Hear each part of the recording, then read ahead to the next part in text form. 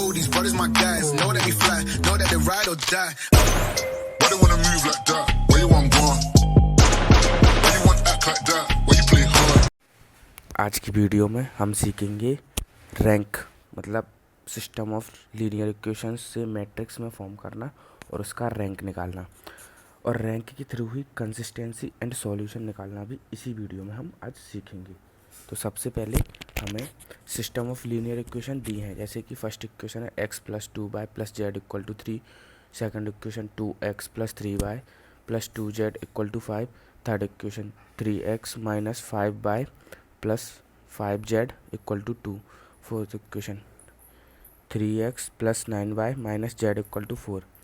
इसके बाद हम मैट्रिक्स रिप्रेजेंटेशन करेंगे ax = v, यानी ax = v। तो ये हमारा पूरा a है, ये इनके कोफिशिएंट्स x y z के कोफिशिएंट्स को हम मैट्रिक्स में लिख लेंगे और x y z को इधर एक कॉलम मैट्रिक्स के फॉर्म में लिख लेंगे।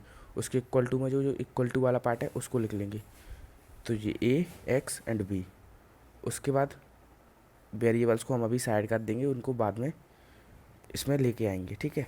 इतना हो गया। इसके बाद अब हमें क्या करना है, a.b। अब ये a.b क्या होता है,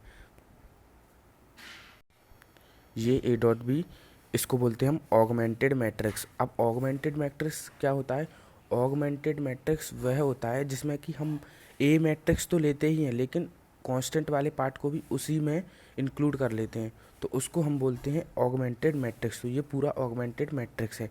अब इसमें हम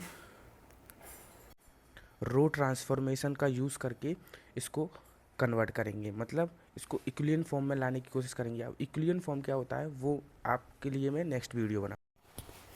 तो अब ये रो ट्रांसफॉर्मेशन लगाएंगे। तो हमने R2 को चेंज किया R2 - 2R1, R3 को चेंज किया R3 - 3R1, R4 को चेंज किया R4 - 3R1।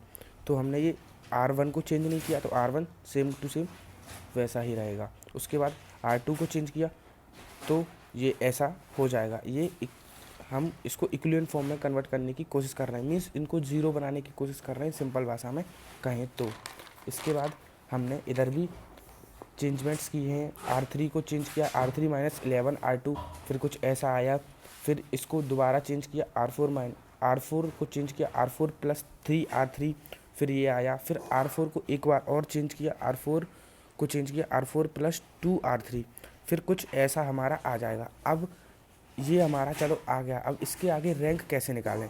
रैंक क्या होता है, रैंक होता है number of non zero row are called rank of matrix. मतलब एक मैट्रिक्स में जितने भी number of non zero row होंगे वो ही हमारा रैंक है।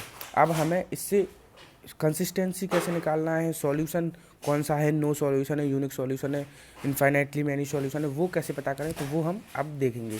तो ये हमारी ऑगमेंटेड मैट्रिक्स है a.v, इससे हम ऑगमेंटेड मैट्रिक्स को रिप्रेजेंट करते हैं। तो इसकी भी देख लो, ऑगमेंटेड मैट्रिक्स की 3, मतलब इसमें नंबर ऑफ नॉन जीरो रो 3 है, क्योंकि इनमें एक एक कांस्टेंट है जो कि ज़ीरो नहीं है। तो ये नॉन ज़ीरो रो कितनी हो गई, 3। और अगर इस ऑगमेंटेड को भी हटा दें तो इसमें भी नॉन ज़ीरो 3 है, मतलब ए में भी नॉन ज़ीरो 3 है। तो ए की भी रैंक 3 है और ऑगमेंटेड की भी 3 है। अब इससे सॉल्यूशन वगैरह और कंसिस्टेंसी वगैरह कैसे चेक किए जाए वो आगे देखते हैं। तो रैंक ऑफ ए और रैंक ऑफ ऑगमेंटेड मैट्रिक्स अगर इक्वल नहीं है तो हो जाएगा हमारा नो सॉल्यूशन, यानी कि इनकंसिस्टेंट। और रैंक ऑफ ए और उसके इक्वल में रैंक ऑफ ऑगमेंटेड मैट्रिक्स है और वह दोनों नंबर ऑफ वेरिएबल, मतलब सिस्टम ऑफ लीनियर इक्वेशन में कितने वेरिएबल थे उनके बराबर है, तो हमारा हो जाएगा यूनिक सॉल्यूशन, यानी कि कंसिस्टेंस। और rank of A equal to rank of augmented matrix है लेकिन वेरिएबल्स से कम है या उसके बराबर नहीं है, तो हमारा हो जाएगा इनफाइनाइटली मैनी सॉल्यूशन कंसिस्टेंट। तो आपको यह बताना है कि जो हमने ऊपर क्वेश्चन किया था उसका क्या आंसर है, उसका आंसर आप कमेंट में बता दिएगा।